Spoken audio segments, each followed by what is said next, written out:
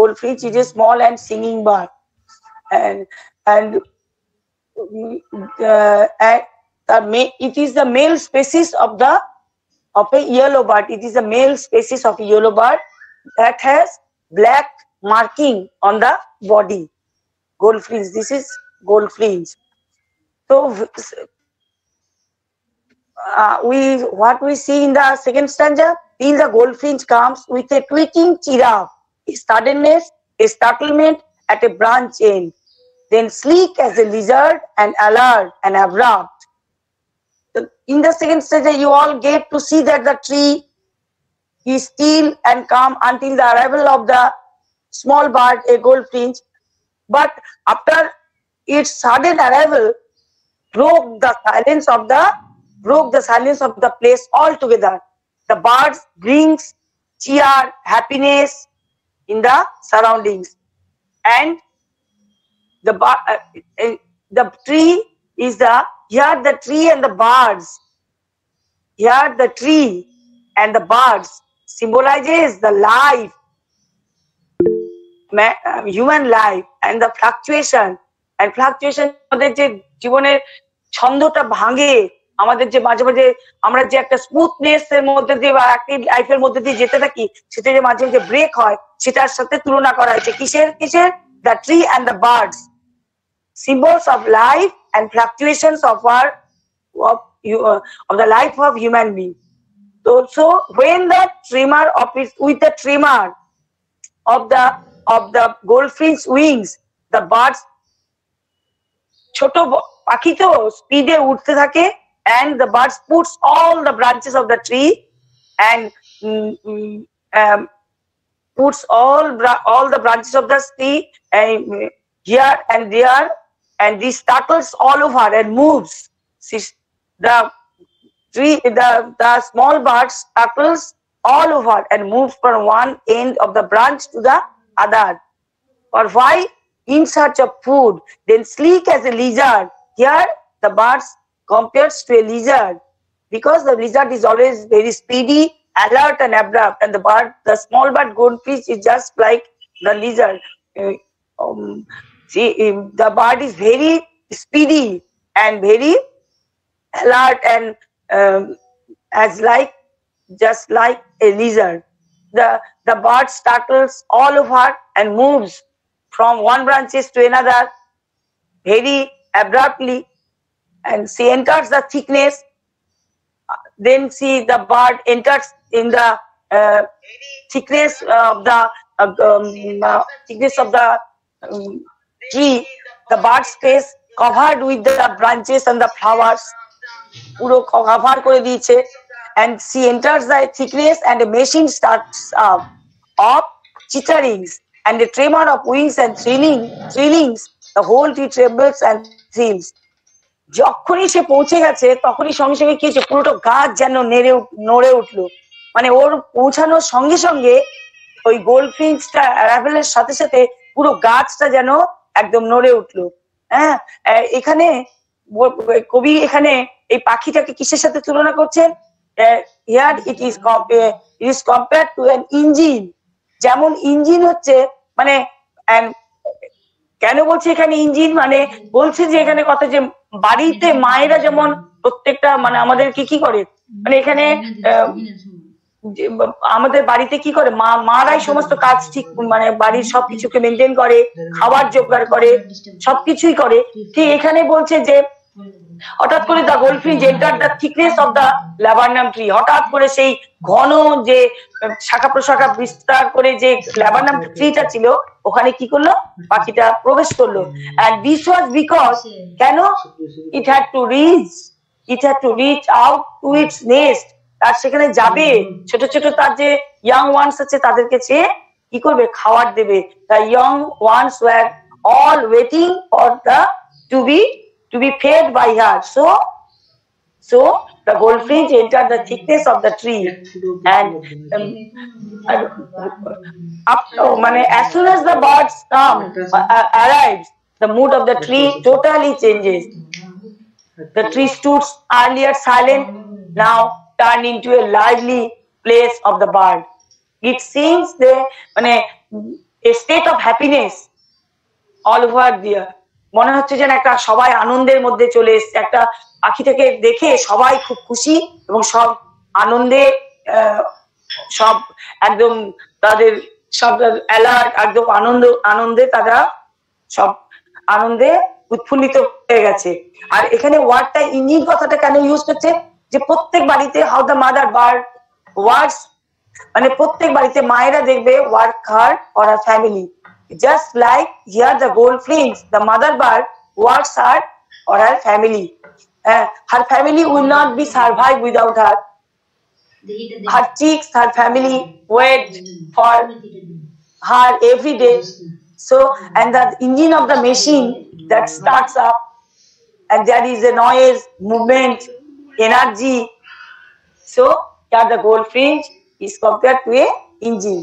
একটা ইঞ্জিন যখন শুরু হয় তার মধ্যে একটা গন্ডগোল, একটা আওয়াজ পাই আমরা, ভীষণ নয়েজ পাই, আওয়াজ পাই, এবং সবকিছু যখন তখন তাদের প্রত্যেকটা জিনিসের মুভমেন্ট শুরু হয় একটা যখন মেইন ইঞ্জিন যখন স্টার্ট হয়। ঠিক তেমনি মাদার বার্ডটা যখন এলো তখন বাচ্চারা সব ওয়েট করছে কখন আসবে, সে খাবার দেবে।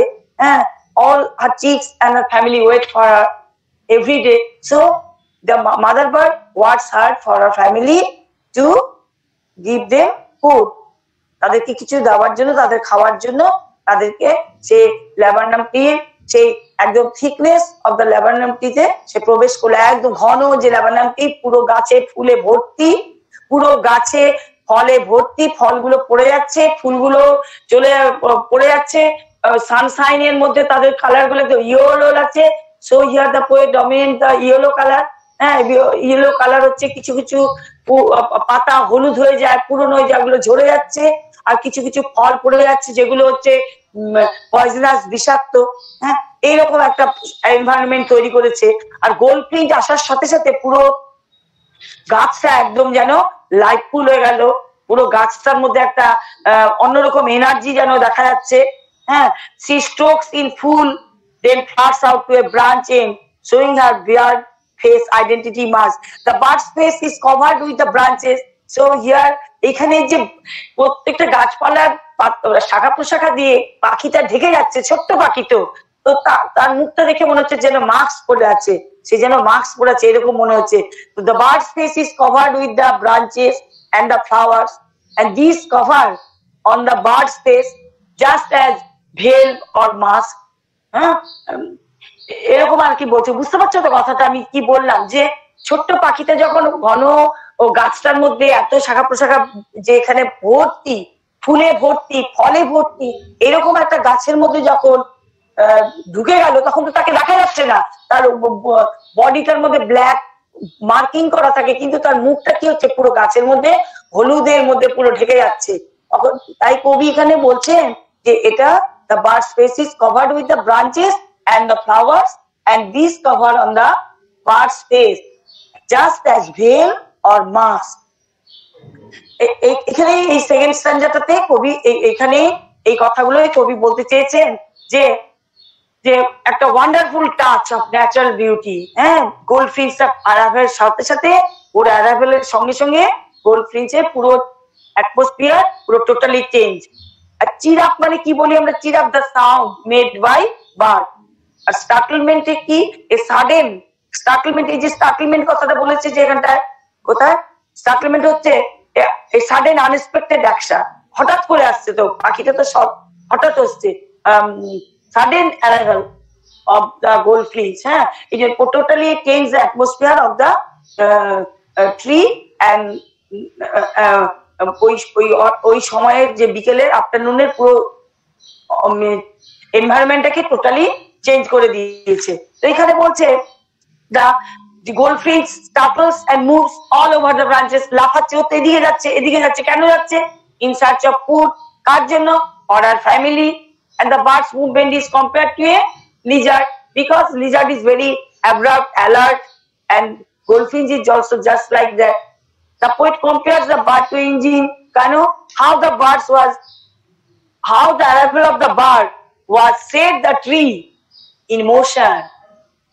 যখনই পৌঁছে গেল তখনই তার পুরো সাইলেন্সটা সে ব্রেক করে দিল, সে চুপ করে যে দাঁড়িয়েছিল, and কাম এন্ড স্টিল ছিল যে সেটা না, সে তখন ইন মুভমেন্টে চলে এলো, ইমোশনে চলে এলো। হ্যাঁ, কেন? যখনই ও এলো তখন পুরো গাছটা নড়ে উঠলো। দ্য গোল্ডফিঞ্চ ব্রিংস কি আনলো? Cheer, happiness to the surrounding. সুন্দর করে পুরো গাছটার মধ্যে পুরো অ্যাটমসফিয়ারটাকে পুরো চেঞ্জ করে দিল। দেন কি বলছে? এই জন্য বলছে শোয়িং আর বেয়ার্ড ফেস আইডেন্টিটি মাস্ক, এই কথাটার মানেই হচ্ছে তাই। সি স্টোকস ইট ফুল, মানে স্টোকস মানে কি? ফুডটাকে স্টোর করা, এবং তারপরে যাতে ফুডটাকে স্টোর করলেই তো মানুষের মধ্যে খাওয়া দাওয়া খেলেই তো মানুষের শক্তিটা আসবে, মানুষের গায়ের মধ্যে এনার্জি আসবে, সেটাই বলছে সি স্টোকস ইট ফুল। যে যখন সবাইকে তার খাবার দেওয়া হয়ে গেল, তার নেক্সটে তার ইয়াং ওয়ান্সকে সমস্ত জায়গায় সে যখন খাবার দিয়ে দিল, কমপ্লিট হয়ে গেল, then flits out to a branch end, তারপরে সে কি করলো? She flies towards infinite, towards the sky. The poet speaks about that the mother bird feeds her young ones, Khawalo fed her young ones, and in the nest, and then she flies towards the sky, and then the tree again falls silent, একদম in its own way again. আবার যেমন আগে ছিল চুপ করেছিল, এখনো তেমন চুপ করে আছে। আগেও যেমন সাইলেন্ট ছিল, এখন আবার যেই গোল্ডফিঞ্চটা ফ্লাই হবে উড়ে গেল, সঙ্গে সঙ্গে আবার ও যেমন ছিল আগে চুপ স্টিল এন্ড একদম কোয়াইট স্টিল এন্ড সাইলেন্ট, ঠিক তেমন আবার হয়ে গেল। তাহলে এখানে কি বলছে কবি? বলছে যে মানুষের জীবনের বিভিন্ন ডিফারেন্ট ফেজ, আমাদের জীবনে যে বিভিন্ন স্টেজ আসে, সেগুলোকে here the poet describes here, মানে human life can be compared with the laburnum tree and goldfinch, because এটা মানুষের এই কখনো আমাদের জীবনে আনন্দ আসে, কখনো আমাদের জীবনে দুঃখ থাকে, সবকিছু মিলিয়ে তো আমরা চলি। বলছে যে দ্য বার্ড ইজ দ্য, মানে কি বলবো, মানে true source of energy and support for us, the bird is here, true source of energy and support for our family. So এখানে কবিতায় কবি এটাকে বলেছেন যে এটা, এই কবিতাটা লেবানন টপ symbolizes the pattern of our life. এটা আমাদের জীবনে আমরা যখন রিলেটিভস, আমরা সবাই যখন গেট টুগেদার করি, কত আনন্দ, আমাদের মানে কত আনন্দ হয়। আমরাও তো সবাই, তোমরাও চাও বন্ধুরা গেট টুগেদার করো, আমরাও করি, হ্যাঁ, ফ্যামিলির গেট টুগেদার। এটার মধ্যে কি হয়? পুরো একটা হ্যাপিনেস, একটা মনের শান্তি, প্রত্যেকের মনের মধ্যে একটা শান্তি আসে, সবার মুখের মধ্যে smiling face, everyone face, and it make peace in our heart, smiling face, we talk sweet words and pass time very happily. এটা প্রত্যেকের মধ্যে। ঠিক গোল্ডফিঞ্চকে কবি এরকম তুলনা করছে, যখনই তিনি গাছের মধ্যে আসে, গাছটার মধ্যে সে যখন আসে, তখন পুরো টোটাল অ্যাটমসফিয়ারটা চেঞ্জ হয়ে যায়, পুরো কামনেসটা ব্রেক করে ফেলে, একটা আলাদা একটা ফ্রেঞ্জিতে তাদের একটা উন্মত্ত করে ফেলে ওই মুহূর্তের মধ্যে। তারপরে আবার সে যখন উড়ে চলে যায়, আবার গাছটা আগের পজিশনে চলে আসে। Then with airy delicate whistle chirrup whisperings she launches away towards the infinite. তারপর কি করে? ওই যে বলছে যে কবি, তার সমস্ত কিছু করার পর সে কি করে? আস্তে আস্তে উড়ে চলে যায় ইনফিনিটের দিকে, সে উড়ে চলে যায়। যখন তার সমস্ত কাজ শেষ, সমস্ত এনার্জি সবকিছু দিয়ে, মানে পুরো যখন সে খাবার টাবার দিয়ে দিল, তখন সে ভাবলো না এখন আমার কাজ শেষ হয়ে গেছে, তো এখন চলে গেল। তখন সে কি করে? the goldfish flies away from the end of the branch and the tree falls silent in its own way again. আগে যেমন ছিল ঠিক তেমনই হলো। then the এরি মানে হচ্ছে একটা strange and uncanny, মানে একটা অদ্ভুত লাগে, একটা যেন মানে অলৌকিক কোনো কিছু যেন হচ্ছে। and delicate মানে হচ্ছে খুব, যেটা আমাদের মানে খুব লাইট এবং ওয়ান্ডারফুল আর কি। হ্যাঁ, হুইসল চিরাপ হুইসপারিং, সুন্দর করে একটা আওয়াজ করতে করতে সে চলে যায়, হালকা ভাবে চলে যায়, খুব ডেলিকেট ভাবে সে চলে যায়। কে? ওই পাখিটা। she launches away towards the infinite and the laburnum subsides to empty. একদম তারপর কি করে? laburnumটি একদম becomes again silent as it was before, যেমন ছিল তেমনই হয়ে যায়। এটাই হচ্ছে মোটামুটি laburnumটি এর মানে কি বলবো মেইন জিনিসটা। এখানে মেইন কথাটা হচ্ছে laburnum and the goldfinch হচ্ছে মানুষের জীবনে, it symbolizes the life and the fluctuation of human life. হ্যাঁ, ও যখন ওই যে উইথ দ্য ট্রেমার মানে তার যে মানে কি বলবো, তার যে ওই ডানাগুলো যখন নড়ে, ঝাপটাটা দেয়, তখন কি করে, ওইটাকে ট্রেমার বলছে। The goldfinch puts all the branches কি করে, একটা মানে একটা লাইফুল করে তোলে। হঠাৎ করে তার বানা সব গাছগুলো নড়ে যায়, তখন কি মনে হয় যে একদম গাছটা যেন লাইফুল হয়ে গেছে, জীবন্ত হয়ে গেছে, এরকম মনে হয়। আর তারপর কি বলে, তখন সে কি করে, she moves one branches from another and to for in search of food for her family, তার ফ্যামিলিকে দেয়। তখন মুভমেন্ট, এই যে মুভমেন্টটা, এই movement of the goldfinch, the movement of the goldfinch is being compare to a lizard. এই যে হঠাৎ করে এসে এই যে সমস্ত জিনিসটাকে একটা অন্যরকম চেঞ্জ করে দিয়ে অ্যাটমসফিয়ারটাকে, সে যে প্রত্যেকটা জায়গায় তার খাবার টাবার ছড়িয়ে দিল এবং সবাইকে দিয়ে দিয়ে শক্তি পাওয়ারফুল করে দিল, তাদেরকে একদম মায়েরা যেমন বাড়িতে ফ্যামিলিতে সবাইকে খাইয়ে দিয়ে খুব শান্তি পায়, যেমন সে খুব পিসফুল মাইন্ডে। তারপর যখন সব কমপ্লিট হয়ে গেল তার কাজ, সে কি করলো, উড়ে চলে গেল। এখানেই বলছে হাউ দ্য পিসফুল ট্রি, এখানে কবি বলতেছেন, হিয়ার দ্য পোয়েট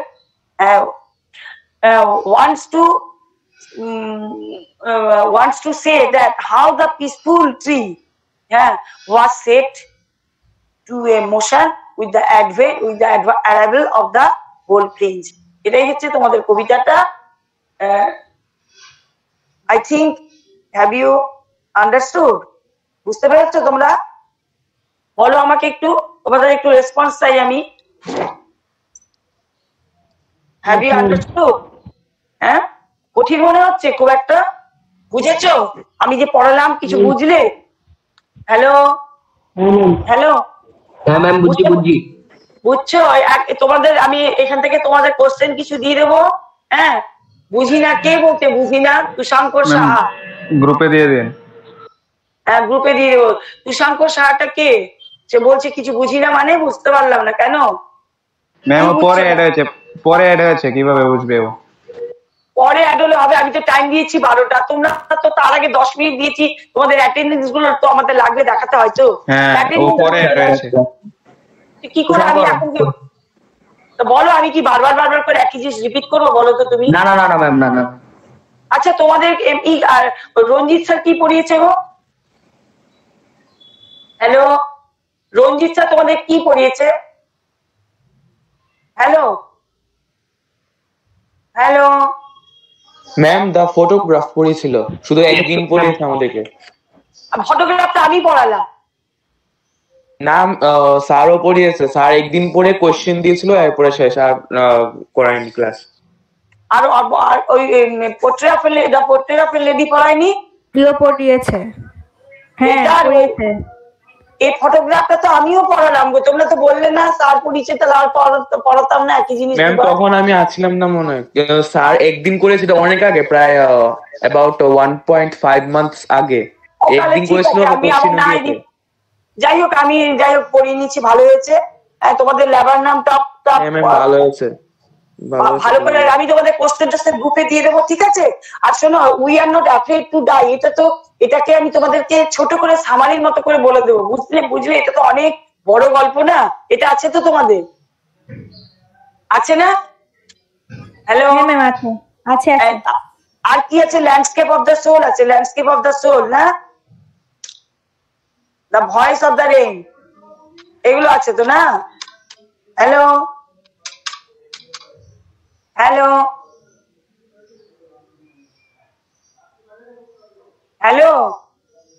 আমি এরপর তোমার বলছি যে তোমাদের এরপর ল্যান্ডস্কেপ অফ দ্য সোল আছে তো?